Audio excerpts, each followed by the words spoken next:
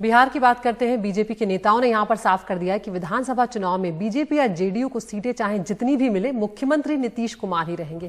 लेकिन चिराग पासवान पर कार्रवाई करने को लेकर शारिक वो बचते हुए नजर आ रहे हैं। नहीं, उन्होंने ये भी कहा कि वो अस्पताल में भर्ती हैं, तो ऐसे वक्त में वो उस पर कुछ टिप्पणी नहीं करना चाहते। ये सबको समझना चाहिए। कल एनडीए की सीटों को लेकर एक समझौता हुआ और इस दौरान जो प्रेस कॉन्फ्रेंस हुआ उसमें भूपेंद्र यादव, सुशील मोदी और संजय जायसवाल ने करीब 12 बार इस बात का जोर दिया कि नीतीश कुमार ही मुख्यमंत्री होंगे। बिहार में भाजपा और जेडीयू का जो गठबंधन है उसमें श्री नीतीश कुमार जी ही हमारे गठबंधन के चेहरे हैं। बिहार में एनडीए के नेता श्री नीतीश कुमार जी ही हैं। श्री नीतीश कुमार जी एक बार फिर 3/4 बहुमत के साथ बिहार के मुख्यमंत्री बनेंगे। बिहार के अंदर एनडीए में वही रहेगा जो नीतीश जी को बिहार एनडीए का नेता स्वीकार करेगा। और इस चुनाव में भारतीय जनता पार्टी ने नीतीश कुमार जी को मुख्यमंत्री का उम्मीदवार घोषित किया है।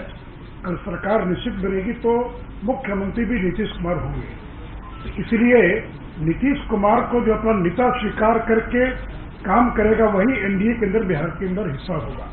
2 लगातार हमारे मुख्यमंत्री हैं, जब हम साथ में रहे हैं, आज भी मुख्यमंत्री हैं और आगे भी बिहार के इस गठबंधन के वही उम्मीदवार हैं और वही मुख्यमंत्री रहेंगे।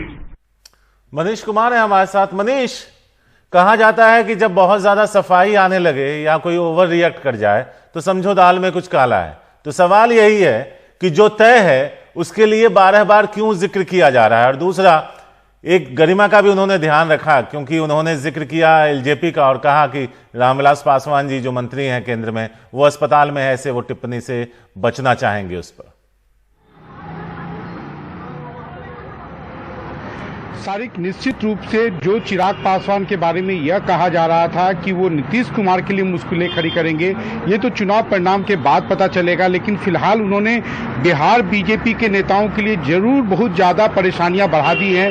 हर संवाददाता सम्मेलन में उन्हें सफाई देनी पड़ रही है, क्योंकि आपको भी मालूम है कि जब तक रामविलास पासवान अस्पताल में हैं तो चाह कर भी उन्हें मंत्रिमंडल से निकाल नहीं सकते हैं। और चिराग पासवान का जो तेवर है, वैसे में नीतीश कुमार तो कुछ नहीं बोलते, लेकिन हाँ, बीजेपी के नेताओं के ऊपर उन्होंने छोड़ दिया है। कल भी मैं आपको बता दूं कि संवाददाता सम्मेलन के 2 घंटे पहले संजय जायसवाल आए, उन्होंने 2 मिनट का अपना 1.5 मिनट का साउंड बाइट दिया, जिसमें इसी बात को उन्होंने दोहराया कि नीतीश कुमार ही नेता है और नीतीश कुमार को जो नेता मानेगा वो एनडीए में रहेगा।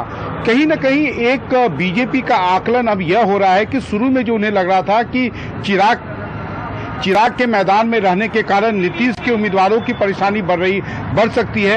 अब उनका आकलन यह है कि ये जो परसेप्शन नीचे तक जा रहा है कि बीजेपी के इशारे पर चिराग लड़ रहे हैं, अगर नीतीश कुमार के जो वोटर हैं, जो उनका आधारभूत वोटर है, अगर इस चीज में रिएक्ट कर जाए तो कई सारे बीजेपी के उम्मीदवारों के लिए परेशानियां बढ़ सकती हैं। जो चुनाव परिणाम पर उसका प्रतिकूल असर पड़ सकता है। और इसी के लिए बीजेपी अब उतनी ज्यादा डिफेंसिव है, वो हर बार सफाई दे रही है। उसने यहां तक कह दिया है कि अगर नरेंद्र मोदी या अमित शाह का पोस्टर या फोटो उन्होंने यूज किया तो उनके खिलाफ कानूनी कार्रवाई की जाएगी। सारिक।